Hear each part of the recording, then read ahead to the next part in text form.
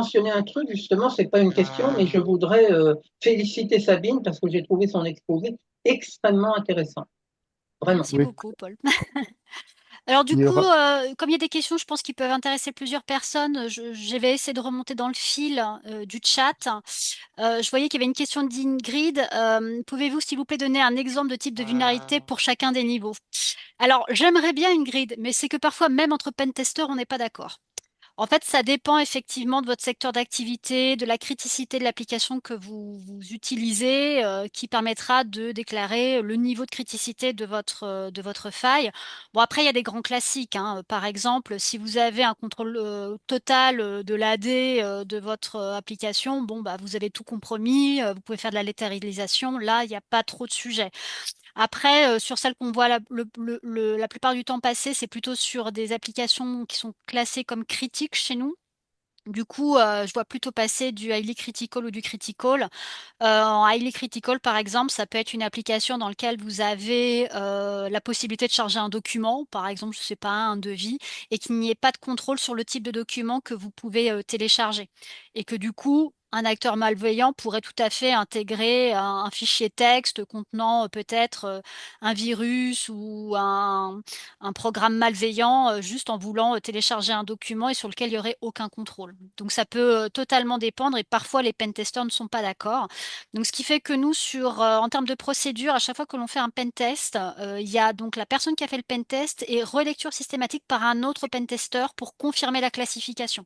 Et parfois, effectivement, on n'est pas d'accord. Donc, parfois, il y a des rediscussions, mais c'est pas une décision qui est prise de manière unilatérale. Il y a souvent plusieurs pen testers qui vont discuter de chaque vulnérabilité pour la classifier de manière collaborative et conjointe, qu'on soit tous alignés dessus.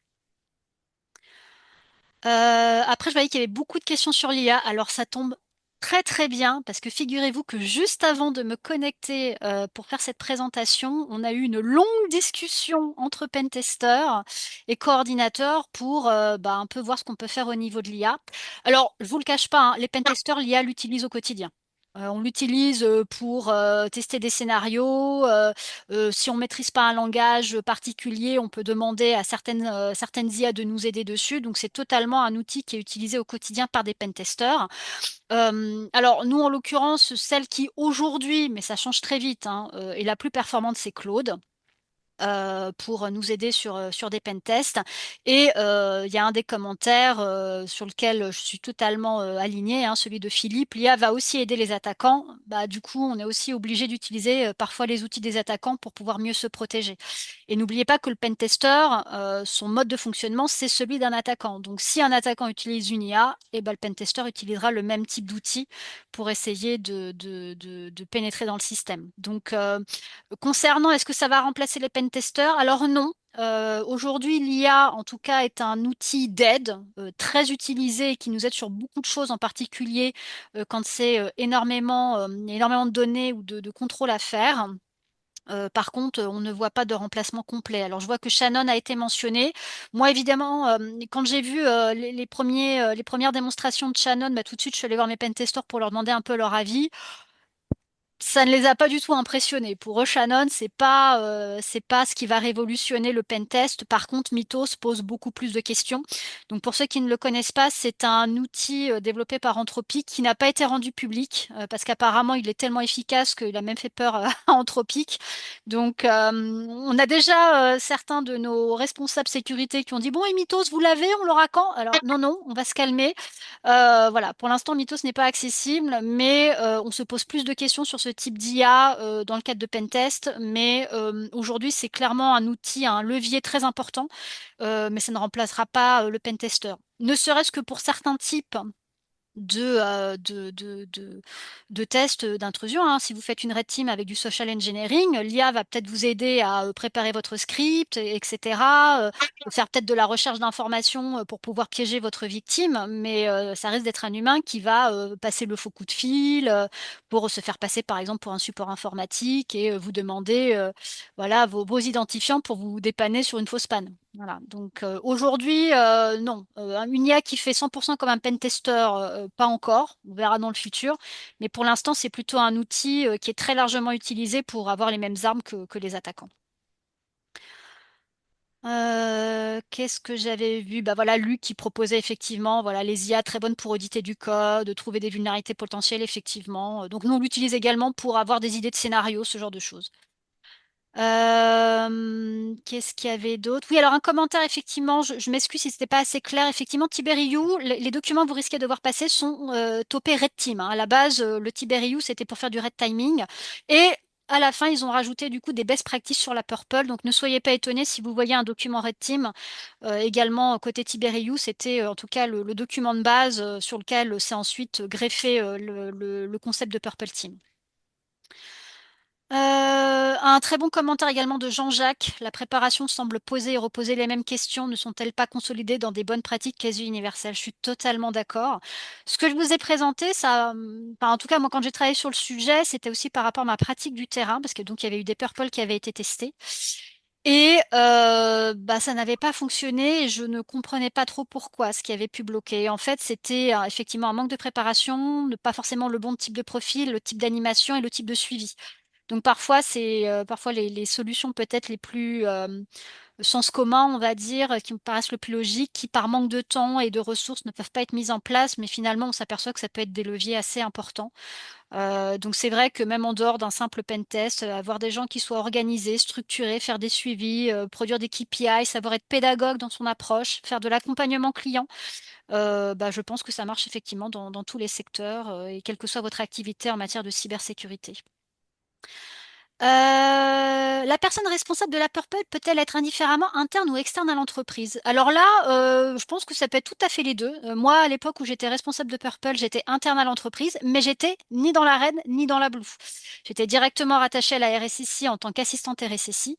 Aujourd'hui, je suis côté Red, donc on va dire que je risque d'avoir, on va dire, un biais en faveur de ma Red Team. Mais je pense que ça peut être totalement quelqu'un qui est externe.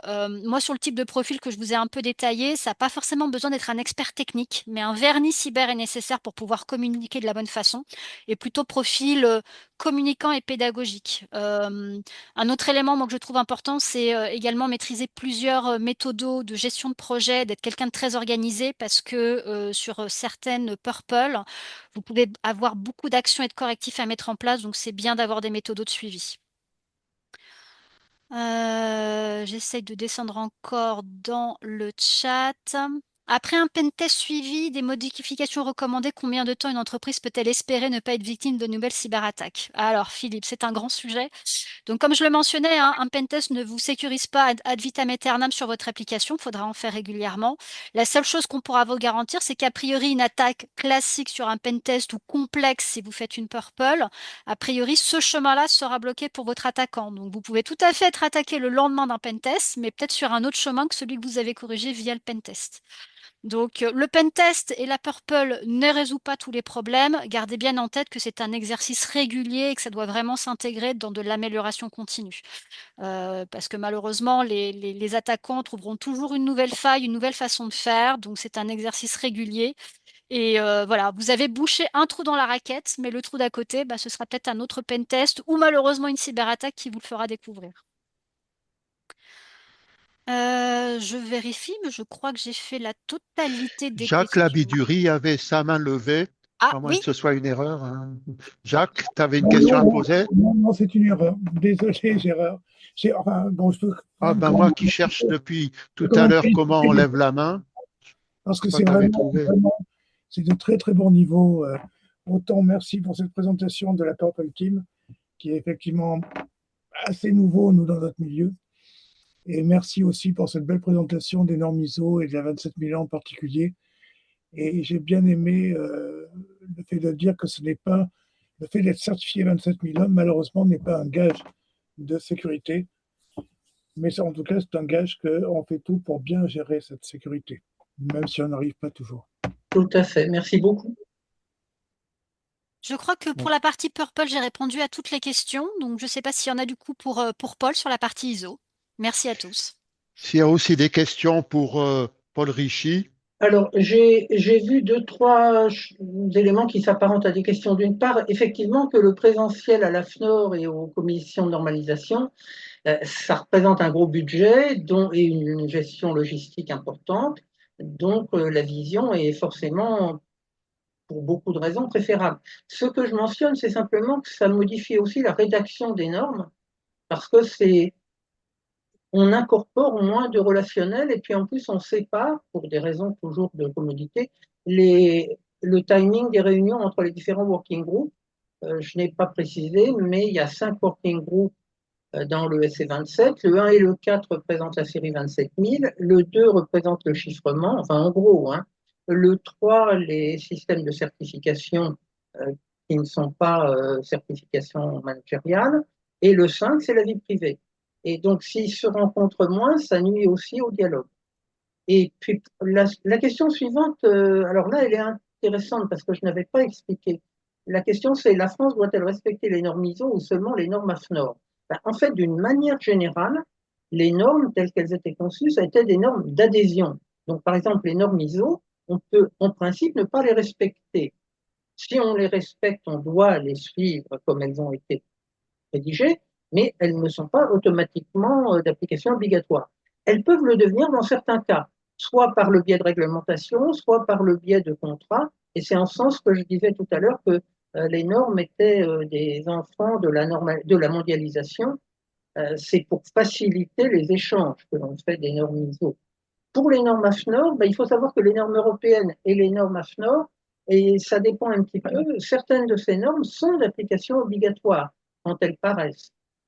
Ce qui risque de se passer actuellement avec l'évolution de la mondialisation, c'est qu'on aura de plus en plus de réglementations particulières de type normatif ou pas euh, pour situer ou définir des marchés. Alors, quand je dis de type normatif ou pas, je prends un exemple simple. Les normes, on les remet à jour tous les 8 ans. Mais du point de vue des États, il se peut très bien que des mesures qui rentreraient dans un cadre normatif, on ne puisse pas attendre 8 ans. Donc, dans certains cas, les États vont prendre des mesures légales qui s'imposeront, bien sûr, et qui ne seront pas des normes. Éventuellement, au bout d'un certain temps, peut-être des normes les remettront-elles ces approches en cause, mais ce n'est pas du tout évident avec l'évolution actuelle du comportement des instances de décision. Donc, la situation est en train de se compliquer, alors qu'auparavant, effectivement, les normes, elles servaient surtout à faciliter les échanges. Et maintenant, on sent déjà. Alors, il y a une question justement, relation entre les normes de sécurité des données personnelles, IA, RGPD, règles européennes, etc. Ben, le RGPD est une réglementation européenne. Le RGPD a fait l'objet d'une norme qui est très proche du RGPD, la 27701, que je n'ai pas écrite, mais l'IA, par exemple, ne souhaite pas entendre parler ni de RGPD, ni de 27701. Donc, il se peut très bien que dans les réglementations de type IA, les approches sur les données personnelles, qui sont essentielles pour certains types d'IA, on ne respecte pas vraiment l'esprit du RGPD ou de la 27701. Et oui, Paul Tran a levé la main. oui. Donc, il y a aussi les questions en direct. Vas-y, Tran, pose ta question. Si tu es toujours à l'écoute. Oui, je suis à l'écoute. J'ai pas de question directe, juste pour apporter un témoignage, c'est que je suis ancienne élève de toi, Gérard, et de Monsieur Paul Richy, à l'Institut Léonard de Vinci. Et je suis content de reprendre votre contact et que ancienne collègue de Sabine Pirou, qui a quitté le groupe, notre groupe, pour faire sa formation. Donc, elle est très pédagogue et que j'ai vu que ça continue. Donc, tout le message, toute la présentation, c'est fidèle à Sabine. Et, Super, Tran. Tran est une de mes anciennes élèves aussi. et pour vous dire, c'est au niveau de l'intelligence artificielle, comme Sabine a dit, Mythos, c'est hyper puissant. Donc, il met à disposition pour certains grands groupes pour tester leurs outils, mais c'est pas ouvert au niveau du grand public. Donc, si même on veut acheter, c'est pas possible. Ta thèse, c'était sur l'IA, je crois. Oui, l'intelligence artificielle, oui. Voilà. Si vous avez des questions sur les orchidées, Tran est une grande experte des orchidées. Ah, Oui, bravo. oui. Et Monsieur Guillaume Lionel, mon prof, là, il est en Charente. Et je prépare une école de jus d'orchidée. Voilà. Vous me lancez sur ce sujet. Donc, ce sera dans 3 ans que je serai diplômée, si tout va bien. Voilà. Juste vous dire que les intervenants dans les lundi cybersécurité, c'est des personnes choisies, sélectionnées, et ils sont hyper compétents dans leur domaine. Voilà. Merci. Merci Ah ben, beaucoup, vous n'avez Tran. pas encore vu la prochaine, le lundi de juin, on va s'amuser. Ça sera un peu spécial, disons. Oui, C'est quoi le thème pour lundi prochain? C'est lundi 15 juin. mais le thème. Le thème. Oui, Tu nous fais un avec teasing, Gérard? Thomas Vado qui va nous parler de son expérience après une cyberattaque contre le centre hospitalier dont il est RSSI. D'accord. D'accord.